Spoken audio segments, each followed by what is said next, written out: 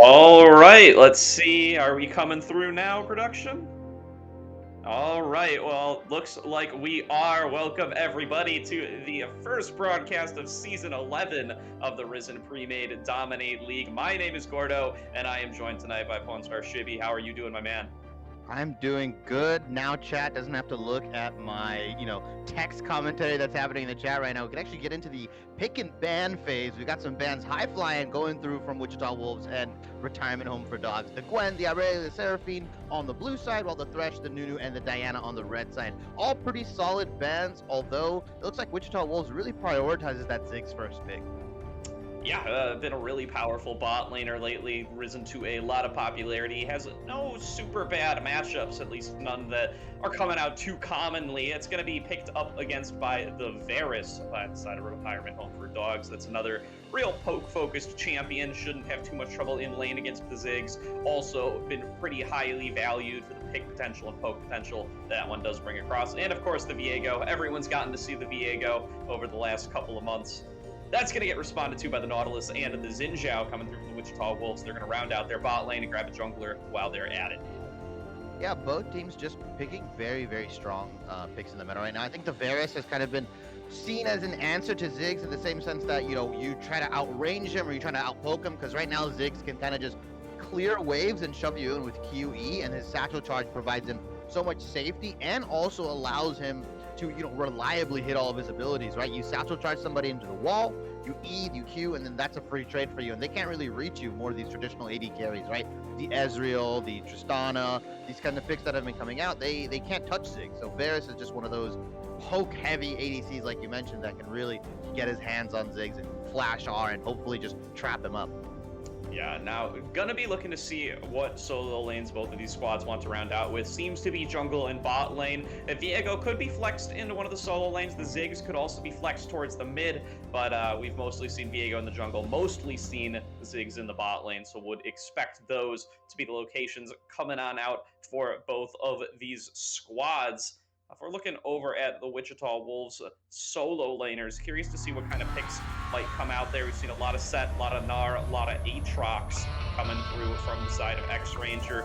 Over on Impact side, also gotten to see, plays a lot of Gangplank, plays a lot of Yone, which has already hit that ban table. Curious to see what he's going to bring out for us here and now. Silas also on the list, also going to hit the ban table. Gonna see what the picks are going to be for the side of the Wolves. Meanwhile, on Retirement Home for Dogs, seeing that they are also quite willing to bust out a pretty big variety of those champions. Yeah, Retirement Home for Dog actually has an interesting composition, because if you're trying to scout them or anything like that, they have two AD carry players and two players that mainly play top lane, so it's really hard to kind of scout, what their players want to play. As Orianna comes out, standard safe mage into the mid lane. I like this pick just because it enables a champion like Viego, it enables a champion like Leona to go in, and for Viego, just getting those resets, once he gets one, it's almost impossible for him to not get two or three more unless, the team is just hightailing it out of there. So I like these kind of picks that just enable Viego as a carry, and it looks to me that Viego will probably go into the jungle here, as we see the Set, like you mentioned, being picked up by Wichita Wolves top laner. One of his favorite picks. He plays a lot of Set in his solo queue gaming method. Yeah, certainly a new season, so not too many picks to look at in the past yet, although it's worth pointing out Retirement Home for Dogs actually a little bit of a returning roster from last split. Elementon, Messiah, and Sunflower all played together on NUWO in the last split and did 3-6 in the group stage, so looking to improve here with their new mid laner, with their new support coming in the new season, and that's going to be the Malzahar coming through the Wichita Wolves. Was wondering if Impact would default to that one. The last of his real solo queue picks that hasn't been banned away or stolen away at this point, and going to be taken here up against this Orianna. Yeah, and almost immediately I'm looking at the Wichita Wolves composition, and what screams to me is, who does damage, right? Because Malzahar is more seen of those laners that can kind of stall the lane out, is very even. It feels like Ziggs is the really high damage threat. I mean, Xin Zhao definitely gets in, can definitely do stuff, but he has to get ahead, right? He has to dominate the jungle matchup, because if you're even with Xin Zhao, then he's pretty much, a non-factor, a non-threat, and Viego will come out on top when he hits that level 6 power play, when he starts getting these resets, right? Set, one of those champions that's, weird when you talk about a damage step, because he goes in, he ultimates, he does it, gets a really big shield, does the true damage, and then he's kind of a one-shot wonder, right? You can't really rely on him for consistent beatdown. If a set is consistently doing damage to you, if he's in your team beating you down, then you're not handling him correctly. So for me, Wichita Wolves just, it feels like it's Ziggs, and then there's kind of like secondary damage threats that are more tankier or more utility based. Yeah, and they've got great tools on the side of RHD to really kite on out this set as well, in the forms of the Varus, the Orianna, the Leona. Should be really able to keep him at bay if they position appropriately. But Retirement Home for Dogs, all in all, they have this big AoE Wombo team comp, and that's really what I love to see in some of these Diamond Leagues here. Should be really great for these guys to be able to just all dive in together, try to blow up multiple members at once, get a couple of resets going for that Viego. And as you said, from there, he's pretty much unstoppable. Really straightforward game plan coming through from RHD. They can only really be interrupted by Wichita Wolves getting an early snowball going.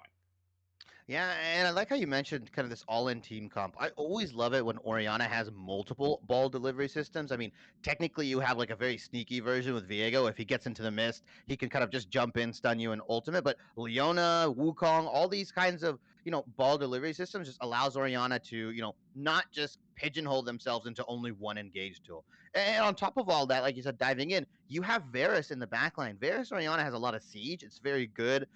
When you have like an early Hermit Crab, I almost said Hermit Crab. When you have an early Rift Herald, or even Baron Siege, just become so much stronger when you have Varus poking in the backline. I assume he's gonna go the Dust Blade poke build, but he can easily just go that on hit build for the more consistent DPS. I think regardless of what build he goes, their siege is just so strong. It feels so scary just to stand under your tier 1 or tier 2 turret. Like, you're not safe against RHD regardless whether you're under turret or not.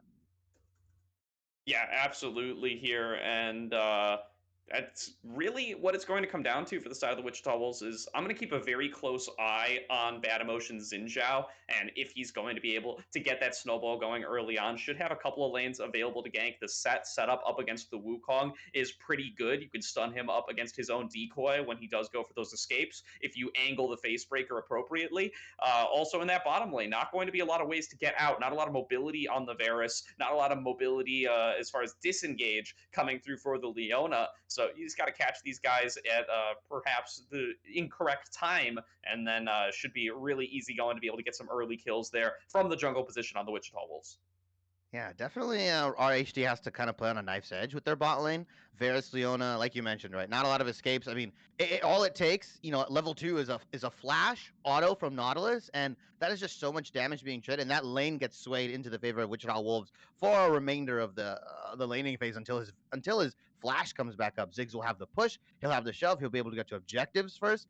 It's going to be really interesting to see who can play around these early crabs, because early game, obviously, Xin Zhao is just better dueling than Viego right now, right? He can go to the crabs, he can wait it out. Viego has to stun, he has to use his stun to, take the shield off. Well, Xin Zhao's dueling power is just so strong. I mean, I feel like this matchup, I've seen it so many times in LCS, LCK, LEC. It feels like Xin Zhao just wins this level 1 through 5 matchup against Viego, and Viego kind of has to, tell himself that, okay, I gotta path opposite of Xin Zhao, or I have to farm opposite of him, because if we ever meet in the jungle, like, I pretty much lose, especially with the Ziggs pushing into the bot lane. And I feel like Malzahar will almost always have the shove against Ori. So both their bottom and mid laner seems like they'll have first priority to objectives, invading, any sort of shenanigans that RHD try to pull. It feels like just Wichita Wolves will be there first. Yeah, and so I'm curious to see what comes through the level 1 for that reason, Shibby, because RHD, they're going to have to be able to track his Xin Zhao to be able to reliably keep their Viego on the opposite side of the map from him in the early game. If they lose track of that guy, they risk face checking into him or getting caught in their own jungle, and that is not going to be a recipe for success when you're looking to snowball onto a champion like Viego, when you're looking to avoid the Wolves getting that early snowball onto you. They do not have a consistent form of AD DPS on the side of the Wichita Wolves. Should be pretty rough for them coming into the later game if they aren't able to get a gold lead for this Xin Zhao or this set. If their engagers aren't really able to carry the fights early on, they're just not going to be set up to win in a prolonged engagement. Yeah, and both of these teams have a really good dragon or slash objective setup, right? I mean, Wichita Wolves with the Ziggs and the Malzahar, they can force you to take damage through chokes. Like I think the one of the most underutilized or probably not talked about things about Ziggs is just his objective setup. Mines, satchels, his regular Q. I mean, there's only a handful of ways to get into a dragon, right? It's there's two chokes, there's the river, and that's it. And if Ziggs is there first, or if the Ziggs team is there first, I mean, it's so hard to walk in and just even if you're ahead, right? Even if you have these beefy, tanky things like Leona, like Wukong, you have the Oriana shield. I mean, you're gonna take punishment. So both of these teams have to be at dragon first. So it's gonna be really interesting to see who has the proper recalls, who sets up vision first, and who can really force teams to go through chokes that they would rather not go through and force a lot of damage out. Varus and Oriana both have that same sort of power with the piercing arrows, the Oriana ball, just placing it in an area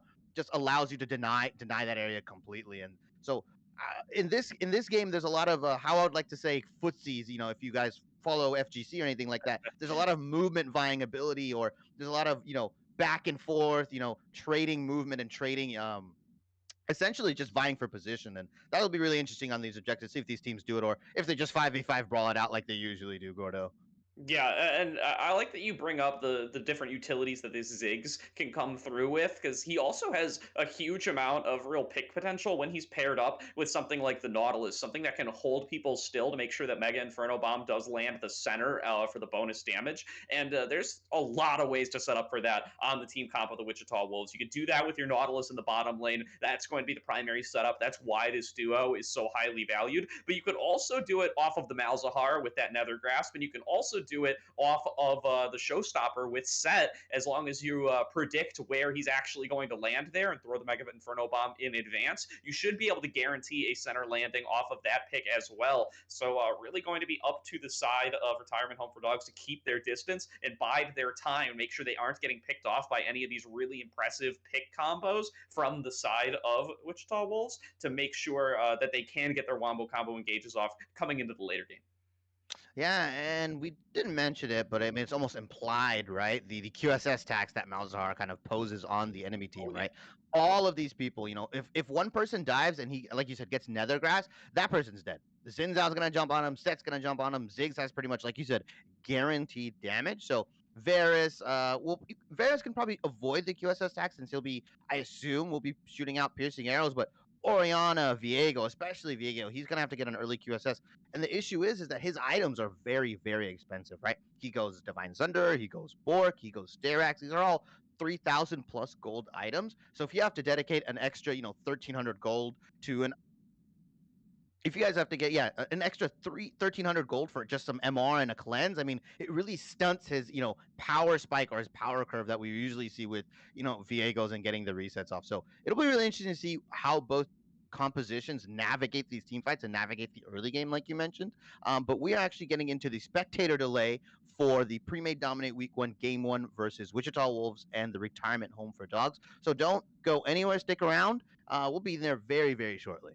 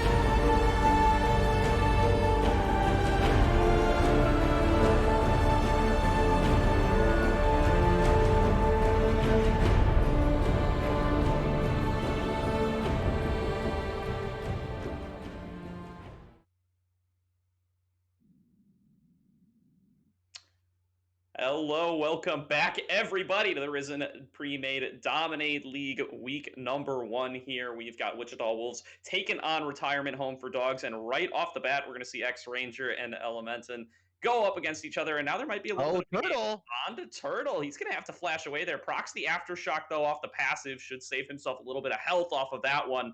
Will have to expend the flash early on, but does get to escape with his life. Sad Zoe comes on out in mourning of the summoner spell, but at the very least, the bot laner will stay alive for the side of the Wichita Wolves. And that's huge, right? For Sunflower and Holy Carrot, right? Now that level 2, level 3 power spike, that flash auto that I talked about. I mean, I don't know. I think Caster Curse is going even into the pre-draft now, Gordo, because now that lane priority that they were gonna get, I mean, it's not as scary. Ferris can walk up now. Holy Carrot can block some ability. So that early lane prio that you would usually assume Nautilus and Ziggs get, that pressure is deflated a little bit, and I think it's gonna kind of sway the lane towards Sunflower and Leona's favor until he gets that flash back up. So really good stuff on the side of RHD. Like you mentioned, the level ones. I mean, wasn't the most flashy level one, wasn't the most like big brain level one, but it was a good one, and it worked, and it really got a summoner spell out from CLG Turtle. Yeah, and this enables a great start for Messiah too, because the risk here was that he wouldn't have prio in any of his lanes for the earlier clear, wouldn't really feel too comfortable going for either Scuttle Crab. But now that he knows how bot lane is going, now that Turtle has to be afraid of missing that flash. Now here comes the re-engage, actually, as I say that, out of Holy Carrot, chunking out Debay early on, making sure that he is going to have to chug those pots. And now even more so, Messiah feels like he can go into that bottom river now and contest on that first crab because his bot lane is winning so early. Yeah, and he's going for, it looks like it is a red to blue, or red Raptors, and then he's going to clear blue and Grump. So a 4 camp start, not the most efficient for a level 3 if he's trying to do that. Has the time, like you said, has the prio, so can really just get a 4 camp start and then go to his bottom lane Scuttle. But mid lane is, oddly enough, getting pushed in on this Malzahar. Top lane going the way that you expect, right? The face breaker, and yeah, level 3 onto that. Oh my God, that's a lot of damage from Seb. Yeah, really getting in there is the set. And now here comes another engage from Holy Carrot, landing the Zenith Blade through, going in onto Debay, going to slow the Knight down, and now that's going to force him to use the cleanse. And now the re-engage comes through Here's the from flash. Messiah. That's going to pick up first blood there onto Turtle, punishing the lack of flash, blowing both summoners off of Debay there. That's going to be first blood going over to the side of Retirement Home for Dogs.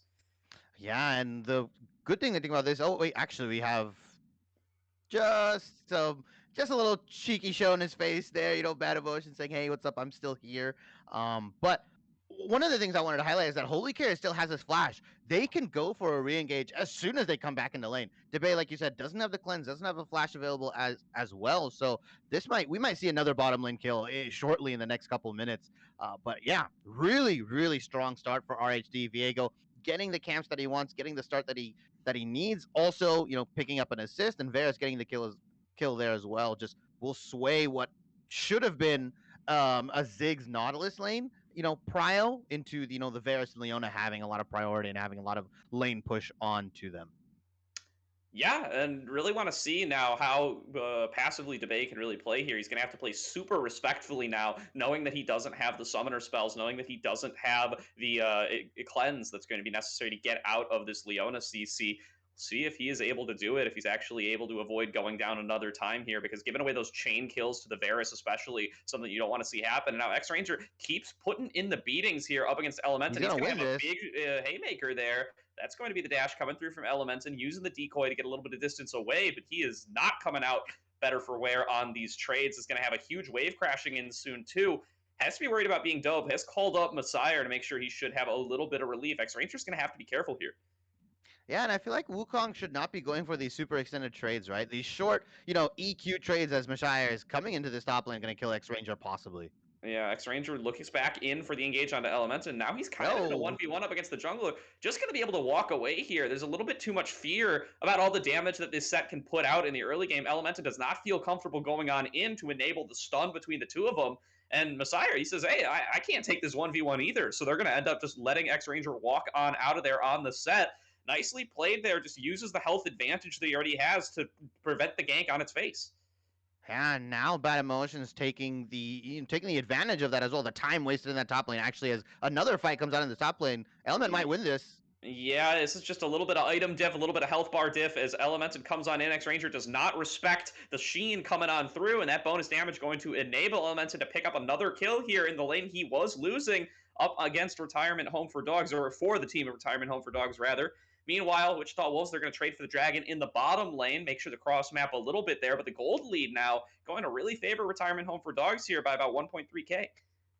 Yeah, and that's just based off of the, gold lead, the first blood that they got, the kind of small CS leads that there are around the map. As we see Element, oh my god, another fight in the top lane. Oh, that's the showstopper used on the decoy, too. So now Messiah are going to keep on going forward. The distance, though, is enough to get X-Ranger out of there. But Elementon now has a little bit of a lead in this lane. The Ninja Tabbies have come on through from X-Ranger, but the armor still getting shredded away by those crushing blows. The damage comes through from the Cyclone, and the jungler showing up to provide some pressure as well, going to keep X-Ranger accountable, and means that he's going to have to play a little bit safer now without the access to the flash or the ultimate.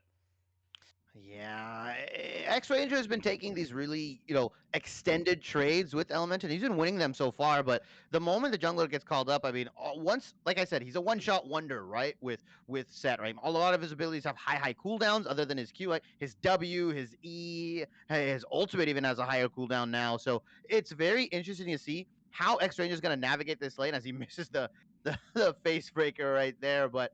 Mid lane is kind of just a draw. Both these mid laners just been trading spells into the minion wave, which is kind of what we expected. Bot lane playing a little bit safer, right? Debate finally has his cleanse up, probably more comfortable, pushing that lane in as we see them doing right now. Leona going on the roam as well. But what I'm really scared of just is Viego getting pretty much a free start, right? A free farm, uncontested on really all of his camps, and I feel like he's just going to be a force to be reckoned with once it comes to this mid game. Elementon fakes the decoy there to get a couple extra autos, but now how is he actually going to get out of here? He doesn't have the mana to use the W. X-Ranger coming on in. That's going to be the flash. Use. Movement speed from the Q is just too much. Set going to chase on down that monkey, going to pick himself up a solo kill. He's going to even up that top lane now off of what happened earlier on. Yeah, and it's the extended trades, right? Elementon, for some reason, just keeps going for these conqueror stack trades, and you're not going to win those against Set. His shield is just so strong. He does true damage if you stand into it. You want to take these short, bursty trades against him, just so you don't, get caught up in his shield burst, his face breaker, his Q resets. It's so strong for Set. Even with that kill that Wukong had in the top lane, he still gets taken out just from a plated steel caps Set. That is just so scary. Yeah. Messiah going to show himself in mid lane a little bit, push back impact a little, but just to make sure that Humor has room to farm, isn't getting too shoved under the turret. The push really starting to favor that Malzahar here at this point. He's got enough points in the Malefic Visions. He can get the resets consistently from killing those minions. Is going to keep Humor under his turret for a lot of the foreseeable future. And as long as he continues to avoid Viego ganks like that, that's going to be exactly where Malzahar wants to be until he can set up for that Xin Zhao, set up for that Ziggs coming into these later fights.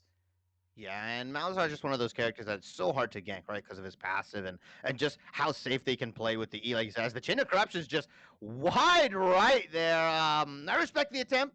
Gordo, I respect it. I mean, it is kind of a short cooldown once you really think about it. So, he'll probably have it up for this next dragon fight that's coming up in a minute and a half. But, yeah, just wide right on that one. Unfortunate that we got to see that, I guess. Yeah, no, a nice attempt, but not going to work out. Now, Bad Emotions going in for that duel up against Messiah we were talking about in Champions Select. Viego does not win these, and that is going to be the Wind Becomes Lightning to finish on off the kill. Bad Emotions gets a solo there, and now the Nether Grasp coming on through to lockdown Humor, going to force him to flash away. Bad Emotions not able to keep the chase going there, but that is going to be plenty of priority for them to start on off this Rift Herald. Elementon trying to pick himself up some turret plates up in the top lane. Looks like he is going to get one, but he has to be careful about getting show stopped back into the turret here. X-Ranger coming on up. It does look like the Wukong's going to disengage. Meanwhile, there's an engage in the bottom lane. Turtle going to get locked on down here. Does not have the Aftershock any longer to stay tanky. Holy Carrot going to pick up that kill. Now Debay out of mana, running out of health. Going to get locked up under the turret. Gets the Ignite on top of him. Going to have to flash away again. And just like that, the bottom lane of Wichita Wolves, they've lost all their summoner spells again off of another bad 2v2. Yeah, I feel like every time I've looked down there, their summoner spells aren't available, Gordo. And that's just the strength, right? That's just that snowball. That's that butterfly effect that we saw happen because Turtle lost his flash at minute 1. So at minute 5, they try to flash again, and it's gone again. And the summoner spell advantage has always been on the side of RSG's bot lane, and I feel like they've been using it very, very effectively, getting calling the jungle down for that early kill. Unfortunately, it looks like they want to contest for this dragon as There's the range extension coming through onto Humor with the wind becomes lightning. Shockwave going to get a little bit of distance away. Impact moving forward. Dredgeline connects. They're going to try to go for it onto Mashire, but he's not that squishy as of yet, is going to be able to disengage from that. Meanwhile, these top laners, they're going at it again. Elementon, we've seen you lose these before. Facebreaker does not come on through with the decoy, though. The extended damage is coming on across.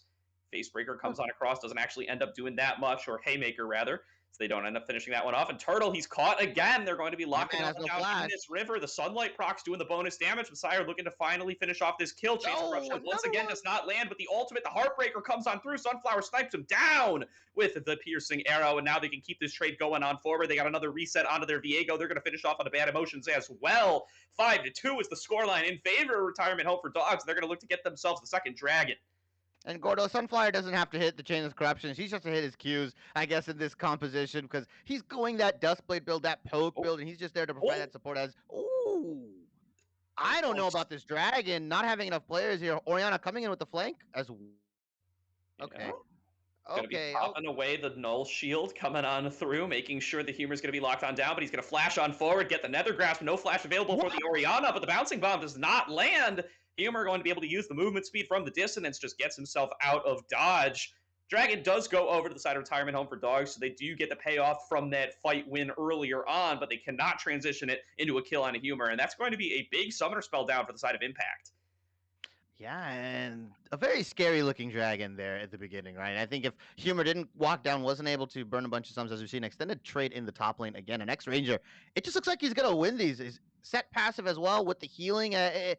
I don't know. It feels like Elemented is just taking these just for the sake of taking these, trying to apply some pressure, maybe feigning that he has a jungler or somebody here, so X-Ranger plays a little bit safer, as we actually see Holy Carrot come in with the massive roam from bottom to top here.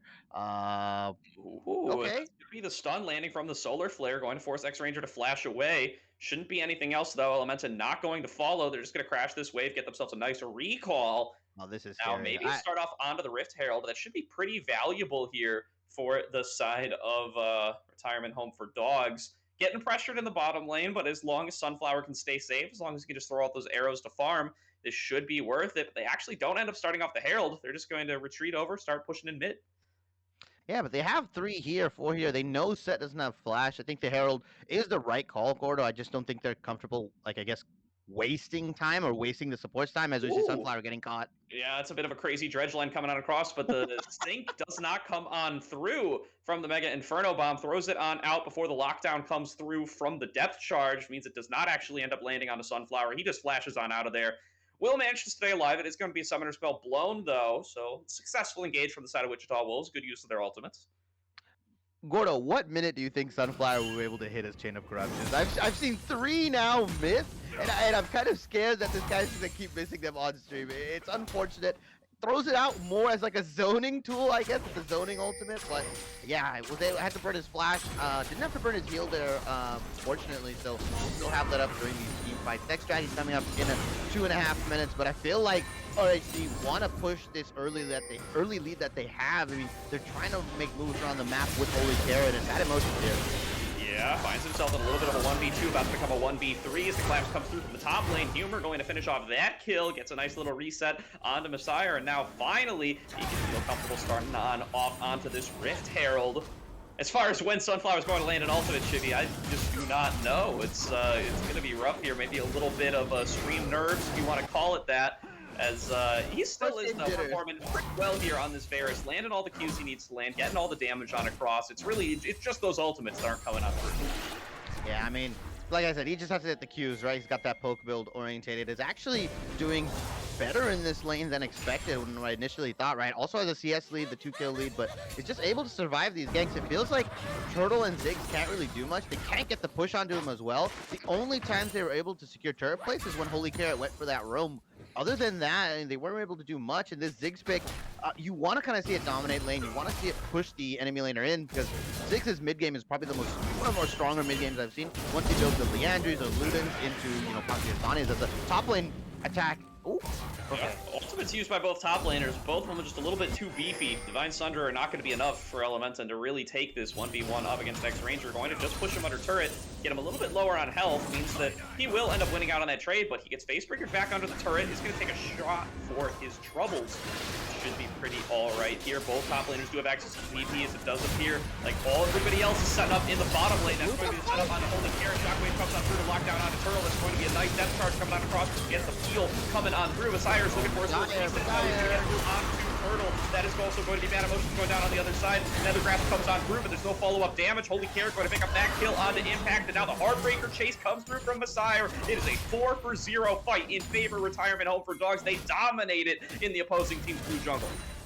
Man, that's just Viego doing Viego things, right? He pretty much killed 2 people on his own, was able to zone half of the members in that fight, and I'm really confused as to why Wichita Wolves wanted to contest that blue buff. They're more than content on just kind of waiting around, setting up these objectives, but instead, they go for this blue buff, lose the fight pretty badly. Like you said, a 4-for-0. Humor hits that huge Orianna ultimate, and then Messiah just goes to work with this Viego, and 3-1-4 scoreline for him, and he has the Divine Sunder, has the Zerker Greaves as well. I mean, I feel like all the right members on RHD are fed, while it feels that only for Wichita Wolves, their saving grace is that top lane set, and I'm gonna see how much work X-Ranger can put into these team fights, but it'll be hard set. This is knife's edge, Gordo, knife's edge for these top lanes. Elementon just can't help himself. He just keeps going on in and losing these trades up against X-Ranger. He's somehow getting away with it, though, has not actually ended up going down. X-Ranger, though, comes chasing with that Q, is looking to actually bring on in that. We're trying to pick up a solo kill, but now Turtle, what? Gonna get killed. Turtle's really not been having the best game here. Just keeps getting picked on off. 0-4-0 on this Nautilus. Needs to be a little bit more wary when going in to try to clear these wards. This time smells that something's up and is going to be able to disengage, but this is just not a position favorable for the side of Wichita Wolves as this 3rd dragon of the game gonna get started up for Retirement Home for Dogs. They should be able to claim this one.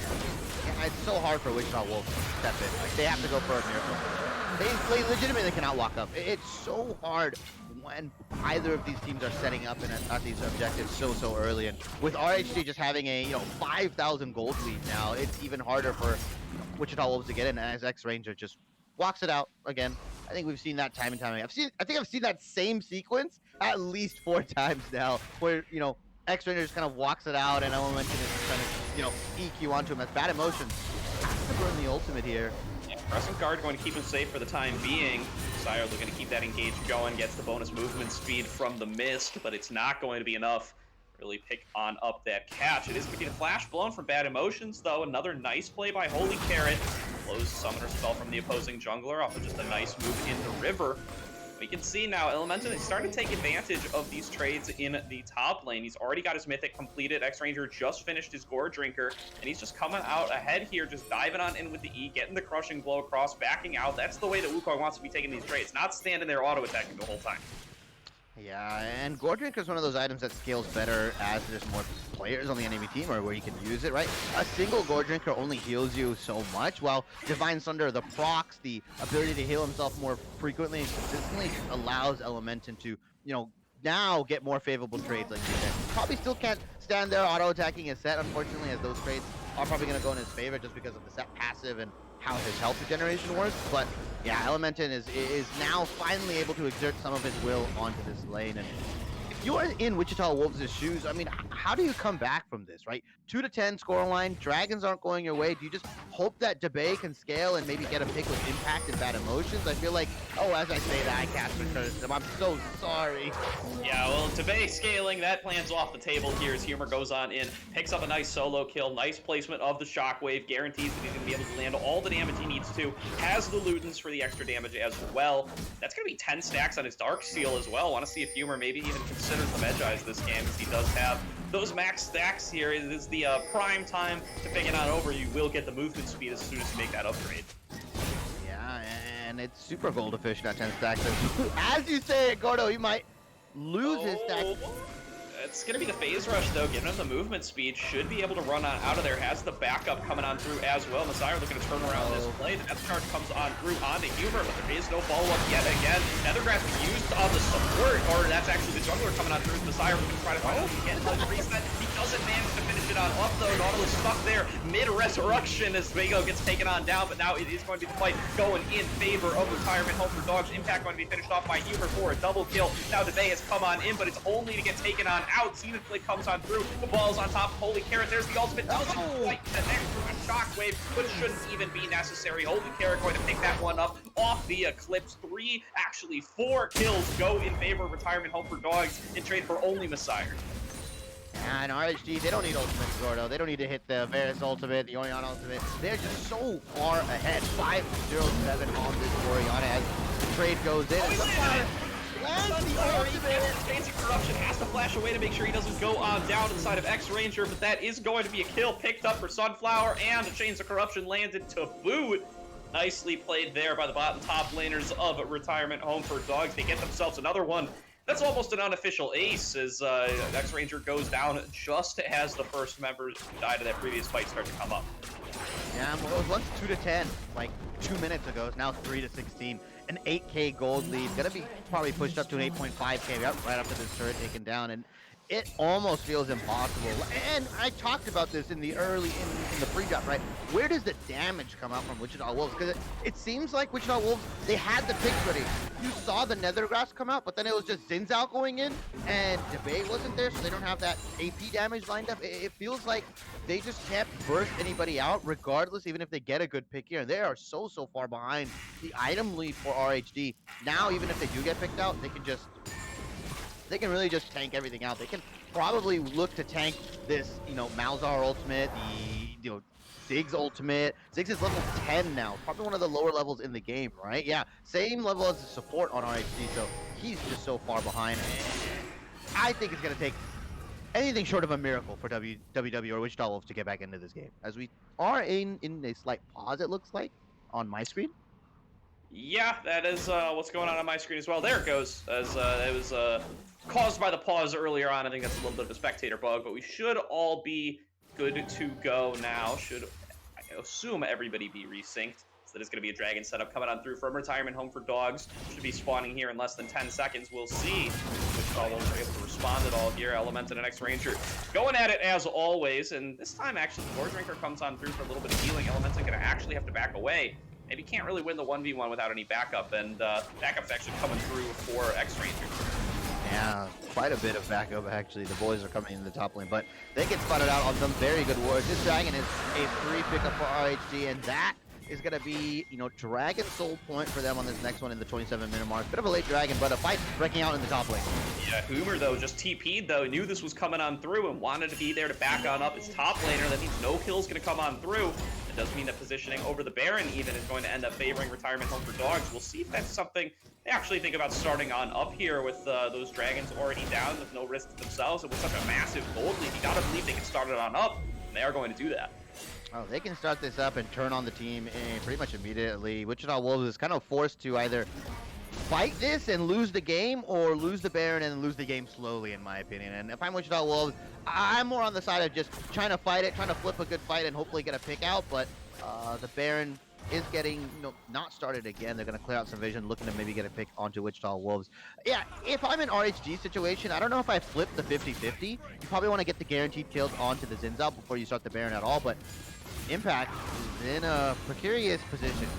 Yeah, he's just been cut on off by the side of those dogs, and they are going to collapse down onto the Malzahar, pick themselves up a free kill. They should be able to head back to the Baron, but now the engage is coming through onto Holy Carrot. Actually, they're going to choose to lock on down onto Sunflower instead. Looks like he's going to end up going on down here, but at what cost? The two-man shockwave comes on through for the side of the dogs. Humor's going to be able to pick up double kill for his top laner, and now the fight keeps on going. Heartbreaker onto X-Ranger, double kill for the side of Messiah.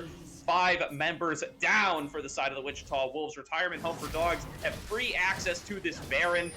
Going to start their push in the mid lane. It looks like his Humor's already catching that wave.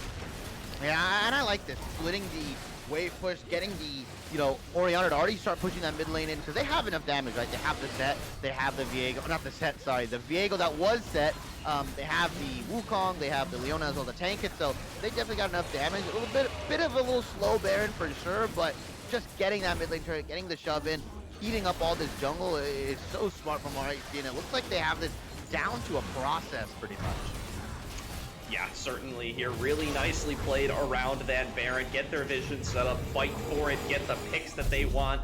They end up losing their AD carry at the end of the day. Don't know how Sunflower ended up into that scenario, but it doesn't really matter. We call it a bait. It's retirement home for dogs. They do pick up the fight handily, and now should be in a great position to close on out this game in the next couple of minutes. Yeah, they're just gonna have to run that 1-3-1. I think which is what they can do, right? And it's not gonna be your traditional 1-3-1. It'll be maybe Viego in a side lane, Wukong in a side lane, and it'll be Orianna, Varus, and Leona pushing that mid lane, right? That siege, like we mentioned, is now gonna start taking into effect with the poke Varus, the Orianna ball. It is just so scary, like you said, to stand under, these tier 2, tier 3 turrets. And actually, they're gonna put Orianna in the side lane just because she will have TP up eventually, but I kind of want to see it switch up. I like the fact that if you have such a strong Viego, 6-2, has Divine Sunder, the Wit's End is probably getting close to another item that I don't think anyone can really 1v1 him. And in these sieges, I don't know if Viego is, so important. I would say the Varus and Orianna are more important when it comes down to pushing these side lanes and pushing these turrets now. Yeah, it looks like one of the ones in the 1-3-1 has been a little bit abandoned here as bot lane just gets left alone by Humor here. They're instead going to look to group up around this top side, bust through this top lane inner like it isn't even there.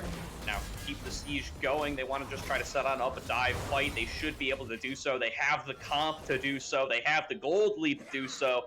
Just have to find their angle here, Shivy. Yeah, and they're kind of dancing around this top lane. I mean, obviously, Ziggs does have some pretty good turret or minion clearing power, but yeah, that siege taking no effect. Sunflower already hits 1-2, takes the shield out or the passive off from Malzahar, and yeah, he's just going to start slinging them back here. And eventually, they'll get this turret, right? But they really have to play a little more aggressive. They have the gold lead. It's 4-21, guys. Play up. Like, you guys are very, very strong.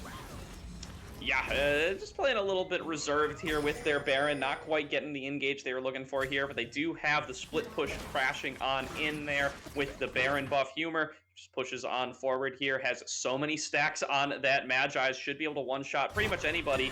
Yeah, they're still just going for the poke with the Varus. They finally have the other one coming through with the 1-3-1. Messiah is pushing in that bottom lane. They should be pretty close to synchronized crashing on these waves, as long as they do plan it out here. But now Bad Emotion's going to be going on in onto Elementon. They've shown their play on the side of the Wichita Wolves. They're looking to collapse here onto this Wukong. He tries to bait them with the decoy, but they just collapse in onto him. Here comes the real decoy. He's getting chased on down, though. Does have access to the flashes over the wall, but he's going to get locked on down anyway. Meanwhile, though, their base is just getting torn apart by the remaining members of Retirement Home for Dogs. Nethergrass comes on through, but it's just going to get interrupted by Leona. Shutdown comes on through for Messiah. He picks on up another reset here, this time in the form of the Malzahar. Should have another Heartbreaker available as well. Bot lane inhibitor going to go down. Mid lane inhibitor going to go down. And Retirement Home for Dogs, they lose their top laner, but they get the base. Yeah, and I guess that's what they needed to do, right? They probably just telling Wukong, just into the top lane and we'll get everything else. Pretty reserved with that Baron. Baron buff timing out right now, but now they have two super minion waves pushing in. They can pick up a dragon for their troubles as well. The Cloud Soul going over to the side of RHD. This is a relatively strong dragon for, most of the members of this team. Obviously, Varus will definitely like the move speed after he uses his ultimate. Leona as well. I think like Orianna is the only one that can't really do much because of how her ultimate functions. I mean, Heartbreaker and Wukong ultimate is going to be so nice for chasing and getting that move speed. And just that passive move speed that you get as well. It feels like this game is kind of a go next for Wichita Wolves. Use this time to possibly even prepare your next draft. If I'm Wichita Wolves, I'll try to stall the game out as long as possible. Talk about what went wrong, see what we can do the next draft, and talk about what picks work and what picks don't, and what we should ban out next. I think most teams should try to use this time, this kind of, the inevitable time to talk about that stuff, right? It's 5-22. Not saying miracles can't happen, Gordo, but it's good to just kind of chalk it up, and it is a best of 3 series, so you still have a game 2 and game 3 to go to. Certainly do. We'll certainly want a little bit of a different look from the Wichita Wolves, or a different approach to the game if they end up losing this one, which they more than likely will, as we just gotta wait on out here. There's only one more inhibitor standing. We could already see Retirement Home for Dogs are grouping around on that top side, looking to just bust on through this final turret. Sire's actually invisible right there, going to jump through on the X-Ranger. Once again, the combo for the Aftershock does not end up coming on through. Can't play your auto attack range and still end up landing that Orianna ultimate, but the engage should still be pretty successful. Messiah going to go on in. He's going to get locked down a little bit. That's a nice two-man solar flare. That should be able to pick on up the kill. Holy Carrot gets the first kill. Coming on through for the Diego. Messiah gets another one. He gets locked down by the Malzahar, though, is going to end up getting shut down, but what is the cost? So many members have already been taken out from the side of the Wichita Wolves. 2 remaining are going to get chased on down here by Element, and the Cyclone comes on across the bay, launches himself back into the team, just gets picked on up easily. X-Ranger falls as well, and that's going to be the game, Shibby, going over to the side of Retirement Home for Dogs. Yeah, 6-27 score on line. I mean, a very, very strong showing in this game 1, week 1 for Retirement Home Dogs, and going against, a pretty strong team. Wichita Wolves is no slouch, right? Their organization is seen across multiple amateur scenes, so this team definitely does have some power to them. They have some strength, but a really, really strong showing from RHD, just able to weather the storm in that bot lane, that top lane as well, that was going in the favor of Wichita Wolves. I think just RHG just played a better macro game, and they were just able to use their jungler effectively, where it feels like, bad emotions. He picked Zinzao, and he definitely was trying to get some work done. I did see him, try to put the ganks into the mid lane, into the top lane, but it just felt like Messiah had better gank setup, and he was just there first. He was a step ahead, unfortunately. Yeah, they really were not able to make any plays happen off of the lockdown they had drafted for themselves. Turtle was never really able to find anybody alone. They weren't really ever able to get anybody bursted out. DeBay was behind the entire game, so never really had access to the pressure that you want from that Ziggs. And, the utility that they've drafted for themselves just ends up going to waste when you don't have the damage to back it up. So it ends up going over in the favor of Retirement Home for Dogs. What kind of changes do you think we might see in the draft coming into game 2? I'm definitely gonna probably, they're probably gonna look to get a better mid laner on the side of Wichita Wolves, right? I don't think just it doesn't fit in this meta for me. It doesn't fit for what most team compositions want to do. I liked their first 3, right? The blue, the B side, Ziggs, Nautilus, Zinzao. I mean, that was a very, very strong B1 through B3, and I think just the way they rounded it out, they went more for comfort. When in reality, I think when you get into these higher leagues, pre-made dominant leagues, more of these higher ELO or MMR leagues, you have to start picking for team composition, because comfort picks in this sense just, wasn't enough. I mean, yeah, Set was winning that top lane matchup for a majority of the game, right up until, laning phase ended, and, we started seeing the supports and the junglers and the mid laners, ganking that top lane. But I feels like Wichita Wolves just needs a more cohesive composition, something that makes sense, something that has probably a dual damage threat. I mean, a traditional dual damage threat is just, have the Ziggs, you have a strong mid laner, possibly an AD mid laner like the Lucian. I believe that was available. That was up. I think the Irelia was actually banned. I think Kiana was also up as well. I mean, you have all these AD mid laners that you can play through. And I think Wichita Wolves needs to kind of reach into their pockets and pick one of those. Definitely agree there. We're going to throw it to a quick break now as we get into Champion Select for game number 2, but do not go anywhere. We are going to be right back with more of the Risen Premade Dominate League and more of Retirement Home for Dogs up against Wichita Wolves.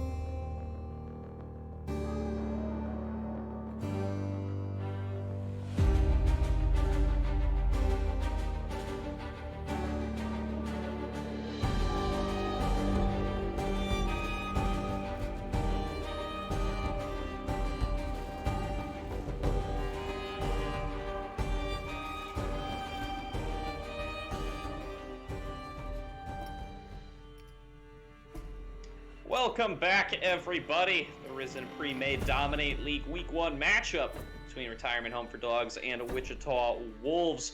My name is Gordo. I am joined by Phone Star Shibby, and we just watched Retirement Home for Dogs take a pretty convincing game number 1. Going to see if they're able to strike back on the side of the Wolves for game number 2.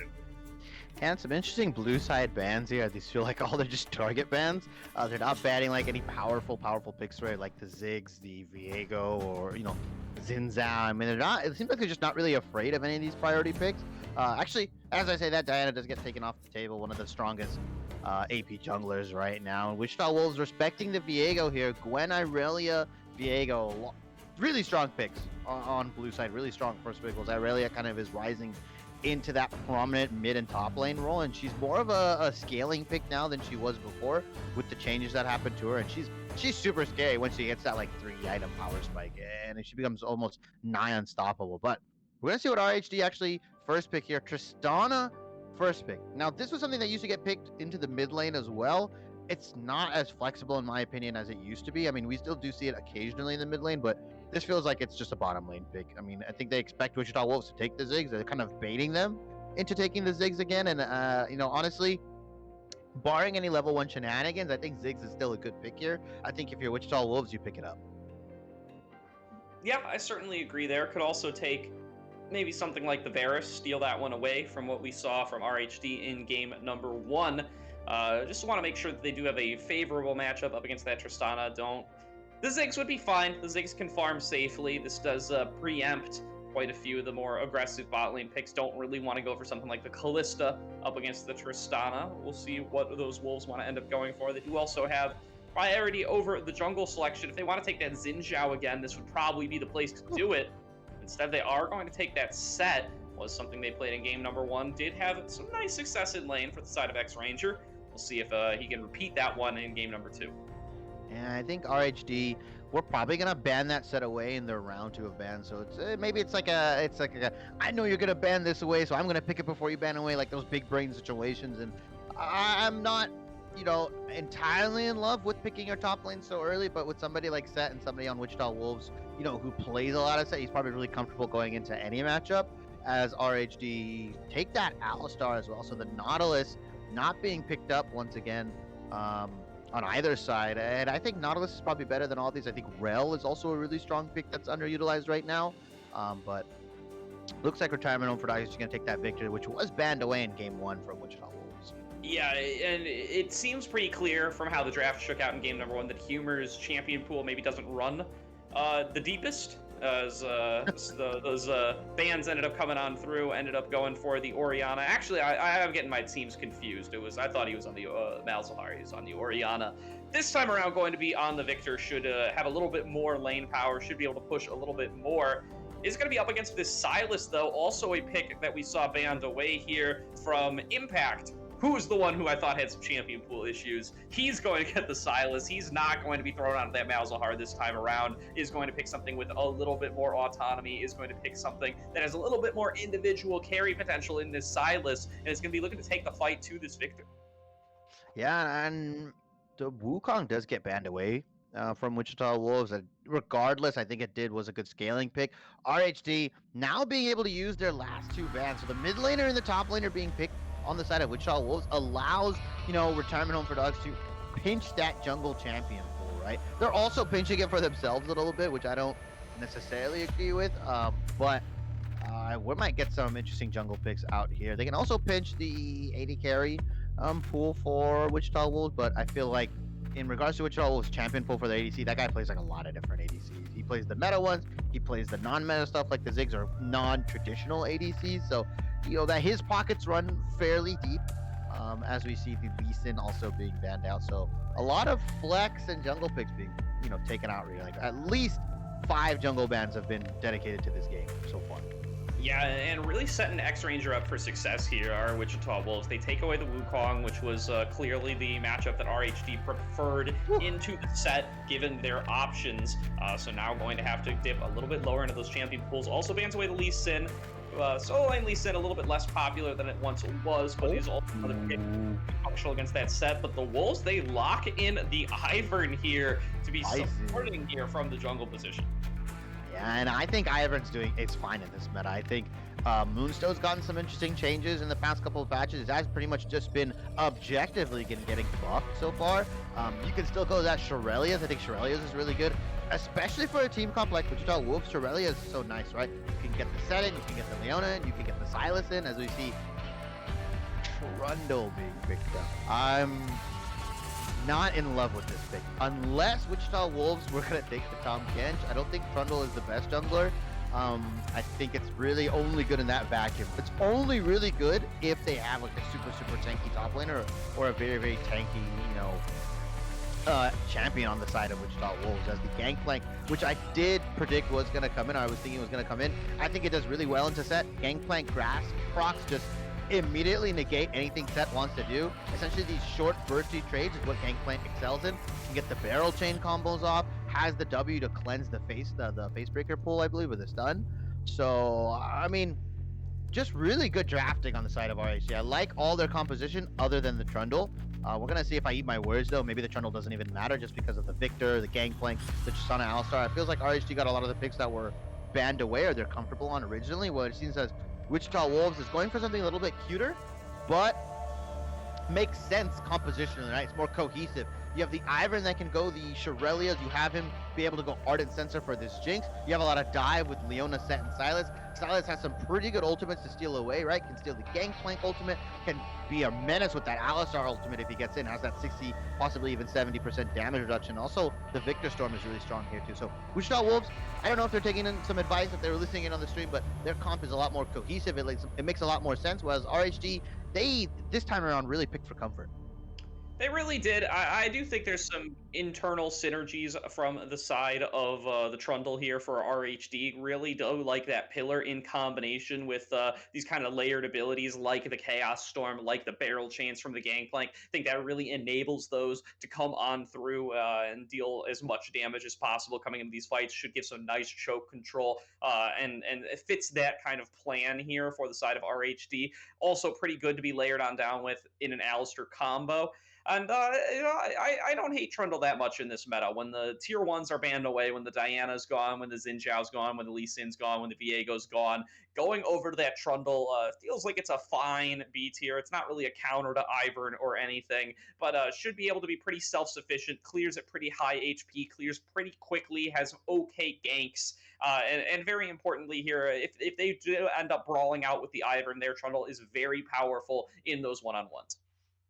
Yeah, I mean that's the thing, right? I mean, you pick any kind of jungler for RHD, it's going to be strong into Ivern. I think Ivern was one of those champions that you pick because he has these really weird gank paths, and he's not a traditional jungler, right? He ticks camps off. He smites them when he needs to. His ganking pattern is not as standard as okay, you need to ward at 3 minutes and 15 seconds. I mean, essentially, when Ivern hits level 3, which is going to be very quickly, he can gank top, he can gank bot, and he's not wasting time like other junglers would be because if he has his camps ticking off, he can go bot lane, fail a gank, go top, and not really get punished for it unless Trundle is on top of all the camps, is understanding where this Ivern is tracking him. So I like the Ivern pick. I don't think it's something a lot of teams have practice against, or a lot of junglers don't have practice against. You kind of have to go back into your files and into your brain and be like, okay, well, how does Ivern start? Is he gonna go for that, level 2 or level 3 cheese where they take their camps off, they go over to your camp, smite your blue or red buff, and then go back theirs and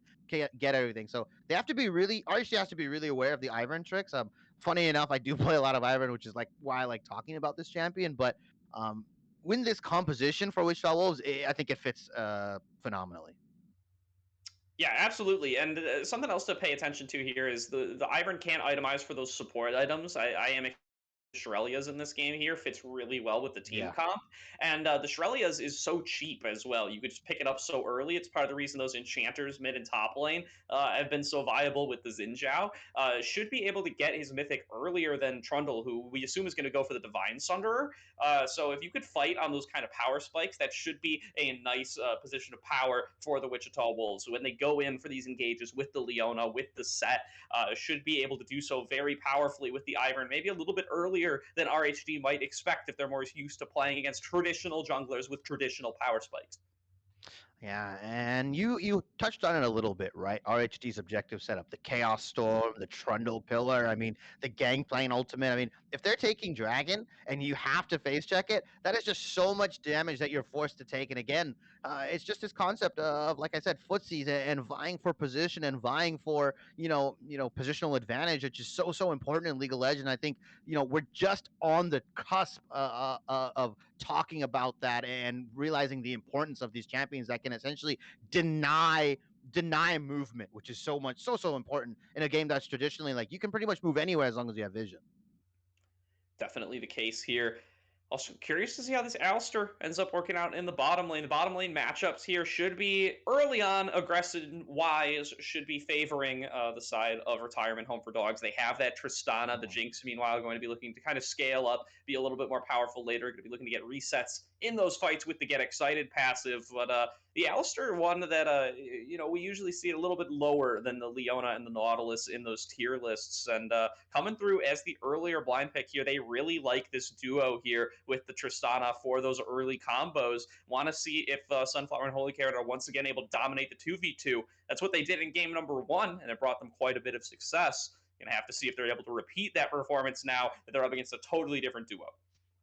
Yeah, and it's a very just like a classic lane, right? Tristana Alistar, Tristana Leona. I mean, just kind of just all in. Like the moment Debay steps out and steps out of position, Holy Carrot WQs him, Tristana EWs onto him, and that's either burn summoners or death. And Leona can't really trade back, right? I mean, he has to kind of try to get the Zenith Blade onto the Tristana, possibly get the stun and return some damage, if not prevent some onto the Jinx. So it's going to be really interesting how this lane matchup works out on the side of Tristana Alistar and see if they can really exert their pressure and really be, like you said, a dominant force in that bot lane. While on the side of Elementon, he has the Gangplank, and I'm afraid for X Ranger, man. I feel like him picking the champion like that so early on just allowed him to get counterpicked, and Gangplank is going to get free Qs. He's going to get free grass procs. He will most likely get ideally a free farm lane and just able to get those items, get those crit items, probably go Divine Sunderer or maybe even,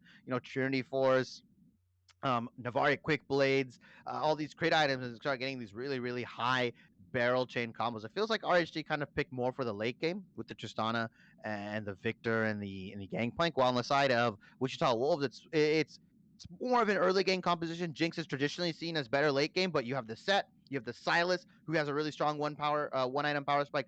Ivern, who likes to build very cheap items, like you said, in the early game, so to ramp up their power. I mean, the later the game goes, Ivern doesn't really have that much value because of the items he builds. I mean, shields and heals are nice, but you can get RHG to itemize against it with things like the Serpent's Fang. I mean, Grievous Wounds with Morello. Executioner's Calling. You have so many different ways for RHG to fight this. So it's Wichita Wolves. It's Wichita Wolves' game to win here, and they have to really, put the pedal to the metal in this early game. Yeah, and with that, we're going to throw it to a quick break here while we get loaded on up into this game number 2, but do not go anywhere. We're going to be right back with all of the Risen Premade Dominate action.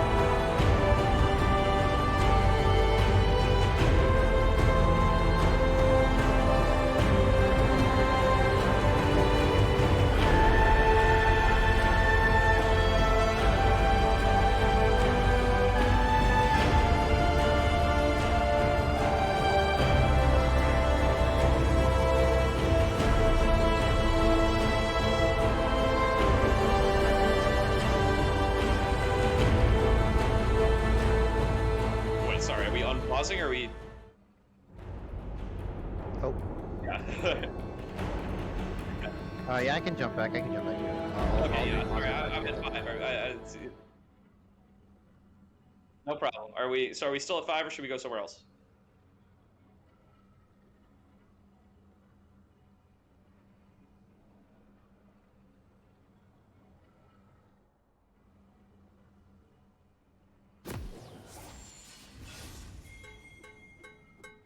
All right, no problem. Oh, welcome back, everybody, to the Premade Dominate Week 1. Wichita Wolves versus the Retirement Home for Dogs. We are in Game 2 of this series. And Gordo, man, we were talking a little bit offline about these compositions. We were talking a little bit about our predictions, but do you think it's going to be a clean sweep for Retirement Home for Dogs? I would, if I were to pick one or the other, I would probably pick Retirement Home for Dogs here, but I think a lot of it might get based on how this level up, or level 1 rather, ends up going here. That is going to be spotted on out by the Retirement Home for Dogs. They know that Wichita Wolves are chilling over there. They got a ward in that bush, so they are just going to end up backing on away here. It's going to be a little trade of vision on both sides, but a little bit of XP does end up going over to the side of Messiah here, as he does end up picking that in the form of the ward.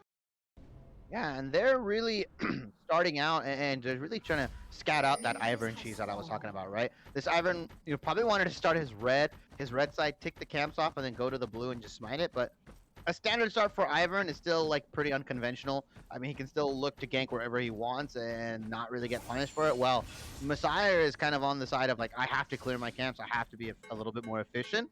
And as I gank, be conscious of my camp time, as well as Ivern can kind of, like you said, low income jungler, low income or low item value thresholds. So he can kind of play a little bit more, I don't want to say recklessly, but a little bit more inefficient and still come out even, or if even in some occasions on top.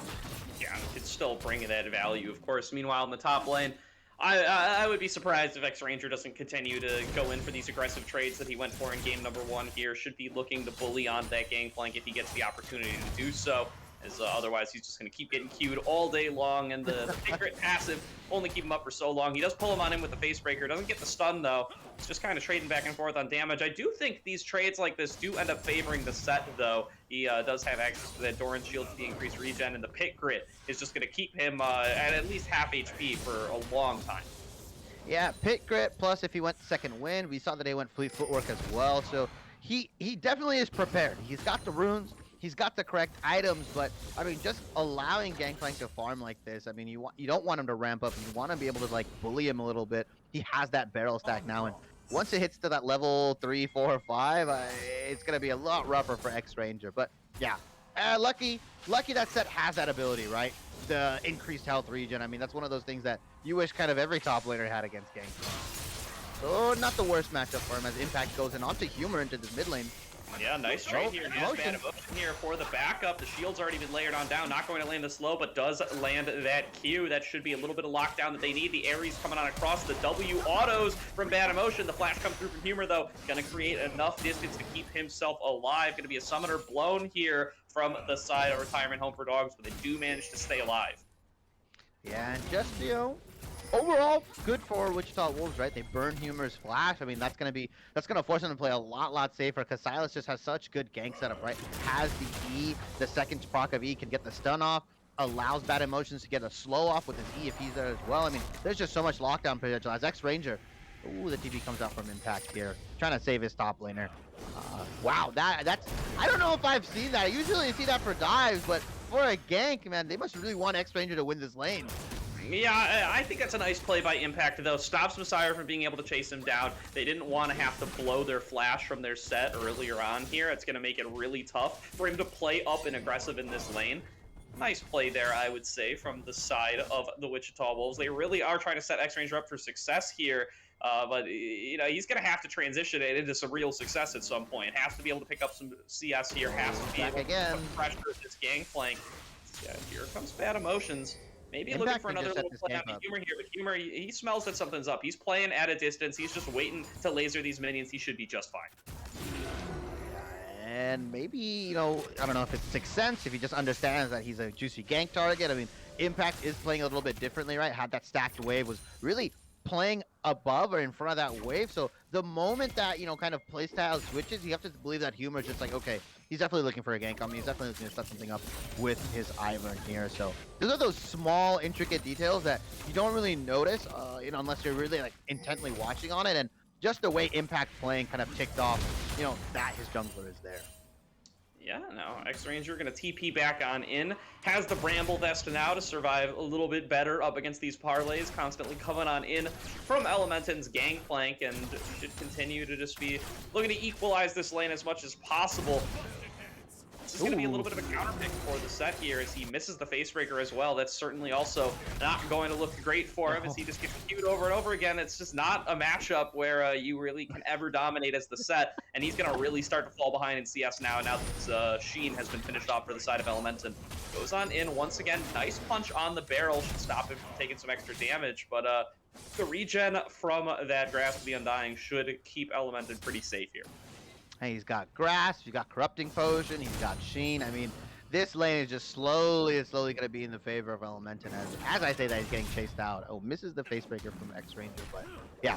Sheen, Parley, Grasp procs, like, come on, that is just, I feel like that's so overkill and it's so disgusting as X-Ranger and them are just trading blows, or I say trading blows, it's just Elementum just queuing him over and over again as they are looking to set up possibly an early Dragon or even a gank onto Impact, who's just playing so aggressive in this mid lane. Yeah, and where are our junglers, Shivy? Because we haven't seen these guys do anything in the last probably minute and a half here. Just been focusing on these top laners as they keep dishing out damage back and forth to one another. Finally, it does look like Bad Emotions is looking to maybe set something up here, but I don't know what can really be accomplished until this wave really crashes. It's going to get thinned out. Should not really be a good setup for a dive here. Meanwhile, first Dragon is going to get started by Messiah. You got to believe with the numbers advantage, that should go over to the side of Retirement Home for Dogs. Yeah, it's really hard to dive a Gangplank, especially if he's above half HP, has the ultimate available, has the oranges available as well. Like, yeah, see, that's exactly what happens. The moment he sees a dive, he just bars the wave, and now that's a free Dragon for Retirement Home for Dogs. They get that early Ocean as well, which is just gonna, tip the balance of laning phase into Gangplank even more. That extra HP regen, everything that's happening is just not in the favor of X-Ranger as the gank setup is coming out. Yeah, that's a nice gravity well, but it might just not be enough to keep Humor alive. Turnaround coming up through the Messiah, flashes forward, trying to finish off on the Impact, is going to do so, and now he's going to move on a Bad Emotion. So squishy on that Ivern. A double kill goes over to the side of Retirement Home for Dogs. They turn around the fight. And Holy Carrot gets caught up by the Jinx traps as well, trying to get aggressive, loses half his HP for that. Interesting play. Maybe he just did it for the sake of doing it. It's like, hey, I can WQ you. I will if I see an opportunity. But 2 kills going on to the side of Retirement Home for Dogs. A very good play from Messiah again. And this guy, game 1 was a menace, and game 2 just being in the right spot. And Humor played that gank as well as you possibly could, right? Without the flash. Was able to get the stun onto Silas with the gravity field, delay a lot of the damage that was going to come out. And unfortunately, flash comes out. Messiah gets the pillar, possibly? Maybe. Okay. Turtle, nah, he's just fine. That's not going to be a successful gank for the Trundle this time around. He only has 1 flash. He used it to pick up the kills in mid. Now is probably going to be a little bit weaker in the gank department for the foreseeable future. But yeah, you said it yourself. Humor played that out so well. It really shows a lot of discipline to not be going for the cutesy sidesteps on the abduct from the Silas. Instead, just layers down the gravity field, knows that he can at least set himself up for success, whether the E lands or not. Yeah, and that gravity field is so strong into melee champions, and I think they're going to think twice about ganking this mid lane, even though the flash was down. He also has the Chaos Storm available as well, so he can do a lot of return damage, and Messiah did go for that Divine Thunder or PTA build, not going for the more support Trundle style build that we used to see back in the day. It's very, it's very strong, and it's very early game aggression, and just having that Sheen proc and eventually building a Divine Thunder, Trundle is going to return a lot of damage if he's onto these ganks. The 2v2s will be in the favor of wherever Trundle is, because the advantage of Ivern is that he can just essentially have your laners take bad fights. He comes in and then he just tips the scale, and he tips the scale into the favor with the shields, with the root, constantly being out there as Ivern going for the early mobility boots as well. I don't know if I really like this. It's 9 minutes in. I'd rather see him go for the Ionian boots of lucidity here, but you know, I'm not bad at motions. Maybe he thinks he can get some ganks off as some stuff happens in the top lane. Nice oranges for Elements and completely immunes the ultimate from the set. Tries to flash away here. Humor's come on up as well. Throws down the Chaos Storm. The kill is picked up by Bad Emotions, but now what can Humor do? Turn it around. He's going to be forced to flash on away here, but Bad Emotions just steps a little bit too close, taking a big laser. Daisy going to run interference, runs a nice knock up through. He's going to hit him again. Looks like his team's going to be able to escape here for the side of the Wichita Wolves. They pick up a kill, but now Holy Carrot coming on up, goes in onto Bad Emotions, throws down the Ignite, and that's the damage the Alistair needs. Picks up a solo kill on the opposing jungler. Nice play there by the side of the Dogs. They do manage to pick themselves up a 1-for-1 there in the top lane off of what was a nice play from Bad Emotions. Yeah, and what happened is what I just talked about literally 5 seconds or 2 minutes before, right? You have Set take a super bad trade, burst everything out, and then Ivern comes in later on, has the shields, has the root and everything to try to sway that fight, and that's exactly what happened. Humor was late on the TP, was able to return quite a bit of damage onto the Ivern, and yeah, Holy Carrot being in the top lane, I don't think anybody expected that. I don't think Bad Emotions is expecting an Alistar there, so unfortunate for him that he just had to walk into the cow, but Sunflower is going to get zoned off of some of this, and Debay is going to pick up a small, very small CS lead here, but yeah, a little bit of punishment going out to Sunflower and not being able to pick up everything here, but trading in the bot lane. Yeah, Carrot going to get a little bit of reduction in damage there from the Aftershock. Oh, 4 people are down here. Traded back and forth. Yeah, as you said, this might be a little 4-man dive coming through onto Sunflower and Holy Carrot, but Holy Carrot should have access to the Unbreakable Will. Sunflower should have access to the Buster Shot. This is going to be a tough dive here, even with 4 members. Holy Carrot going to throw down that ultimate, but now the collapse comes through. Sunflower going to buffer there with the rocket jump, gets the Buster Shot through to keep them far away. Wow! And they do it. Nicely played there by the side of Retirement Home for Dogs. They outplay the dive in a 2 versus 4. They're going to lose some turret plates, but so much time now has been invested by the Wichita Wolves in the bottom lane. They're going to try to pick up this dragon when it spawns, but that's 20 seconds away still. They're losing out on so much farm. They're losing out on so much pressure. They're losing out on so many turret plates in the mid lane, all of them going into the pocket of Humor. Yeah, and also the Rift Herald being picked up by Trundle here as well, and Messiah, and I think that dive was just executed apprehensively, right? They were a little scared.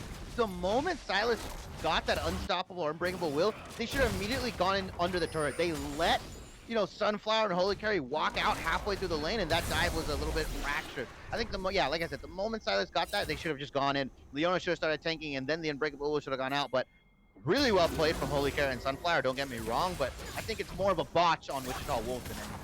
Yeah, and Bad Emotions trying to make it happen now. There gets the Q onto Holy Carrot. Does not have access to the ultimate anymore. Going to be using the Aftershock to try to stay alive, but the reset is going to come through for Debay. The first kill goes on down. The Zenith Blade going to seal the fate of Sunflower as well. They do manage to pick up their kills on the bottom lane on the redive coming through later on. Wichita Wolves do claw themselves something back, but first turret now is down in the middle lane. These are the snowball effects of failing that play earlier on. They've lost all of mid lane here by sending Impact into that bottom lane. Humor is the biggest champion on the map by so much. Yeah, and that's just that, like you said, that snowball, that butterfly effect of just wasting that time initially. Yeah, they get the double kill onto the bot lane, but like you said, they lose mid lane turret, they lose a lot of plates, a lot of gold goes into the pockets of Messiah and Humor, and yeah, the dragon doesn't even get taken, so now they're going to take the dragon as well on top of that. They're looking to take it. They do sniff something out on the side of Wichita Wolves. I don't know if they're going to look to contest this. Debay is very strong as the, you know, items available. That's a late flash, but yeah, his face tank super mega death rocket there. It's gonna make it tough to contest this dragon as the jungler is so incredibly low. But Holy Carrot, he's willing to go in for it. They is the backup of the mid laner of the AD carry. It's a 4 versus 4, but Messiah is so incredibly low. Teleport now being channeled by Element that they're trying to turn this one around. Turtle is left all alone, but the teleport's already come on through from side of X Ranger. He's gonna dive on in. Blue team managed to pick up the dragon, but at what? Now the team fight gets started on up. Debay is picking up the resets already. He's already picked up 2 kills. He's going to turn that one into 3. Now can advance forward onto Sunflower. Rocket jump over the wall going to get him to safety, but Huber cannot carry this fight. He's going to get taken down by Impact for a triple kill, and the dragon ends up going to the side of Retirement Home for Dogs. But Wichita Wolves, they dominate the follow-up fight. yeah, and that's just Debay and Silas, you know, or Impact just cleaning up these fights. Jinx wasn't really touched that whole fight, right? Expertly maneuvered it. She was able to use her rockets to get a lot of AoE damage out and didn't even have to burn her flash as well. So really good positioning by Debay. I mean, that's really rare to see, you know, in these kinds of hectic team fights, especially when there's an Alistar, a Trundle, a Gangplank, all up in these fights trying to really, you know, dive onto the Jinx and really slow her down and get somebody onto her. But yeah, Impact and Debate really played that fight really well. I liked, you know, the kind of hidden value that we saw from Ivern there, just being able to shield and heal and stun. As he does go for the Moonstone here instead of the Shurelya's. I don't necessarily agree with this, but I guess their goal is to just keep Jinx alive here. And if that is the goal, if that is the objective, if that is the prerogative here, then for sure, you know, go Moonstone, go Ardent, get this Jinx, you know, as safe as you possibly can, because it looks like Debate will carry these fights if given the opportunity.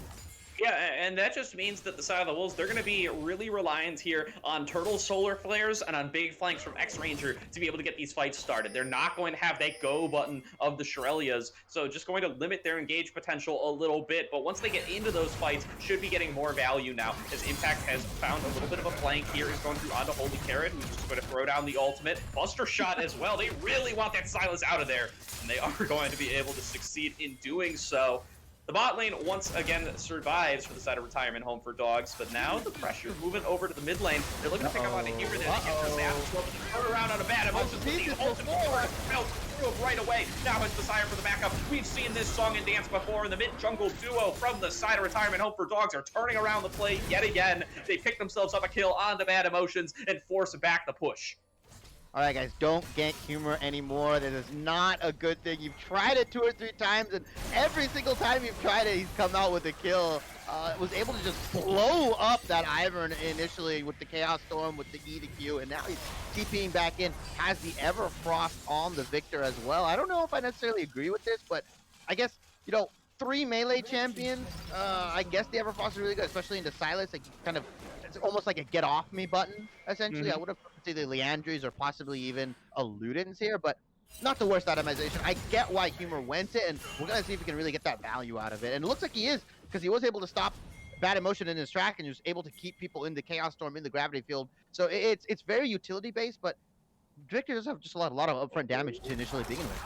X-Ranger spots on out this camp coming through from Messiah and Holy Carrot. They now know, I believe, that the Alistair is up on that top side, so no play going to be made here. Pressure, though, is relieved for Elementon here, who has picked himself up over 30 of a CS lead here in this 1v1 up against the set. The Gangplank counter pick working out a lot better than the Wukong one did. At this point, Retirement Home for Dogs might just be saying thank you for that Wukong ban, as Elementon's having a much better time now.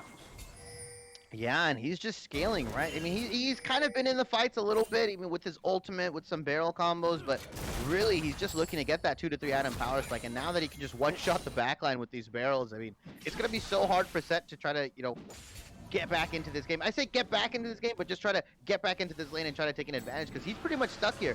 Because the moment he leaves, Gangplank is just going to take that turret out. He has the Divine Thunder stacks, can really push turrets, you know, sneaky fast, right? You don't really think of Gangplank as like a really good split pusher, but if he can get a barrel E into like the auto into the turret with the Sheen proc, or in this case the Divine Thunder proc, he can push down turrets very, very quickly. Certainly can here. So yeah, once we get into these side lanes later on, it's going to be really important to see that this Gangplank is so powerful and ahead, because you're going to have to side lane against people like this Silas coming in later on, and you really need to always have one champion who's going to be able to answer that Silas without just getting zeroed out. Gangplank should be your man for that coming through later on. Holy Carrot and Turtle going to spot each other out here, setting up for this next dragon. 20 seconds to go on the Cloud Drake. It is going to be another Cloud Soul game here, and the Retirement Home for Dogs, they want to keep stacking those ones up if possible.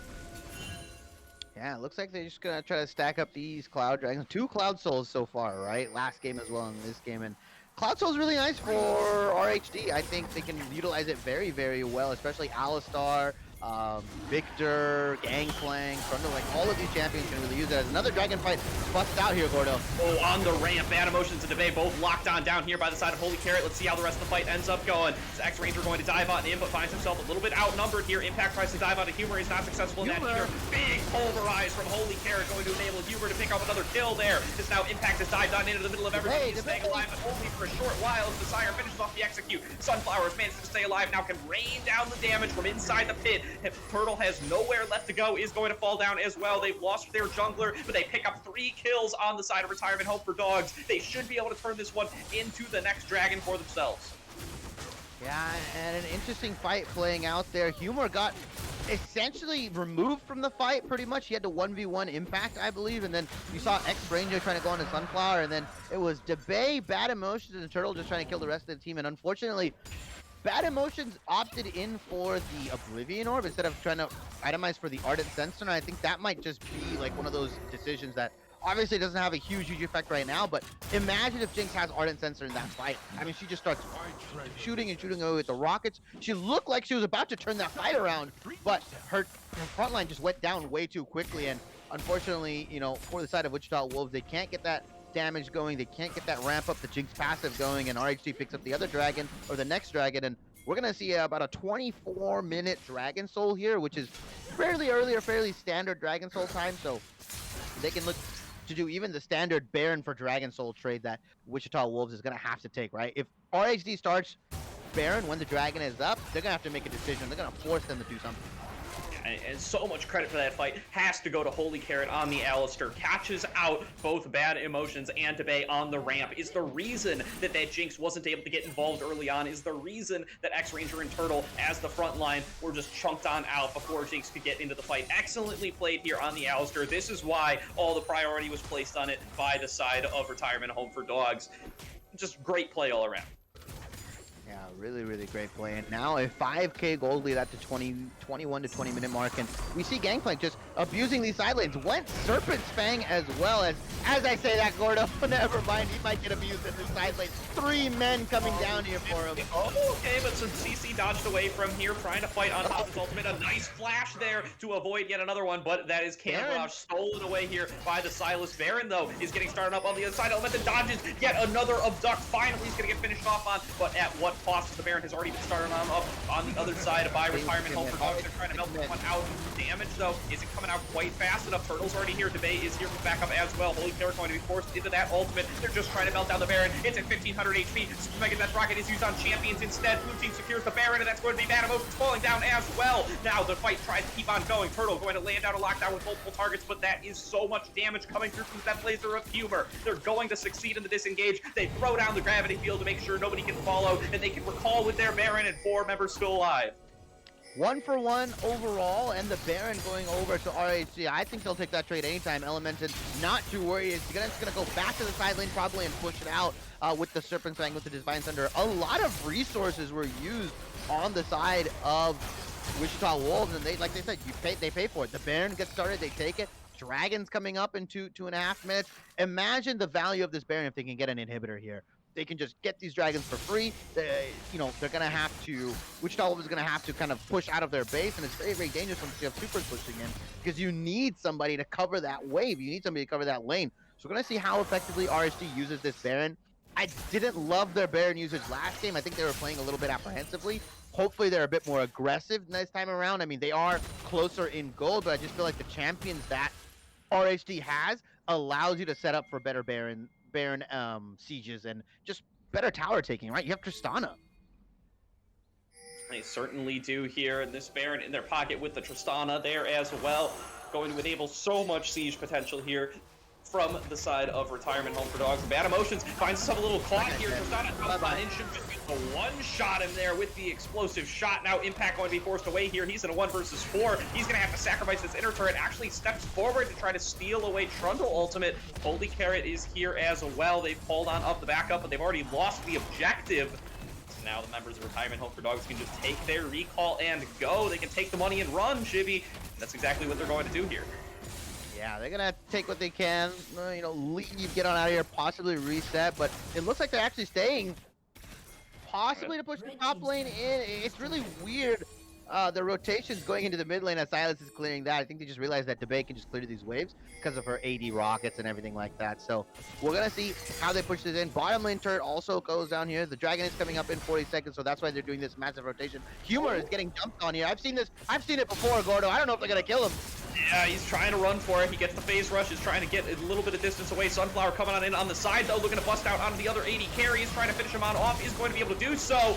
He's going to be in trade for Humor now. Meanwhile, there's a fight on the other side of the bottom lane. They're going to be able to pick up a kill there on to Impact. It's a 3 versus 2 in favor of Retirement Home for Dogs. They're going to force away the remaining members. They're going to pick up the kill onto Impact. They're actually chasing X-Ranger across the map now. Should have a little bit of a collapse coming on through soon. Messiah going to land a nice pillar there. He's going to stop the set from actually being able to escape. Has the backup of his team, though. Bad Emotions and Turtle are here to try to run interference. Sunflower is coming through as well. The damage from this Tristana is huge. Turtle, though, dives right onto him, going to force him to get out of there. But now Elemented is coming on in to be the new source of AD damage for the side of those dogs. They're going to be able to pick up the kill there on Turtle. They're going to turn it forward on to X-Ranger next. And now Bad Emotions is the last one standing. He's trying to head for the hills. He died once to start on off this play. And now he's going to die a second time in the extended one as Dragon Soul going to be picked up for the side of Retirement Home for Dogs. And just a slippery slope, turmoil, just a devastating turn of events for the Wichita Wolves. What started out as possibly being decent, trying to catch out Humor there. He's just alive for so long. Has the Everfrost, has the Zanyas, has the Gravity Field, the Chaos Thorn. Sunflower coming in, trading a bunch of damage onto the Bay, and it just went. It was a downward spiral. It looked good, then it went worse, and then you said it can't get any worse, right? And then you go again, it can't get any worse, right? And then it just goes down to pretty much a near ace or unofficial ace. Dragon Soul now going over to RHD. Now they have a comfortable 10,000 gold lead. It was 5,000 gold 2 minutes ago, Gordo. Not even 2 minutes, a minute ago. And now it's doubled in size. They have the Cloud Soul available as well. They're probably just going to wait up for this Baron to spawn in about a minute and 45. They can just take it. They can start it with impunity. And now Humor again being aggressed onto here. I don't know, man. X-Ranger, I don't think you want this fight. The slow comes on across. That's a big haymaker as well. But there, once again, is the Everfrost coming up clutch. Humor picks up the kill on X-Ranger in the 1 versus 3. A solo kill here. Humor cannot be ganked. Somebody's going to have to stop trying at some point. That's going to be the ultimate coming on across from the Bay as well. Super Mega Death Rocket going to go wide and not going to land onto this Victor. They just can't lock him on down. He's ungankable, Shibby.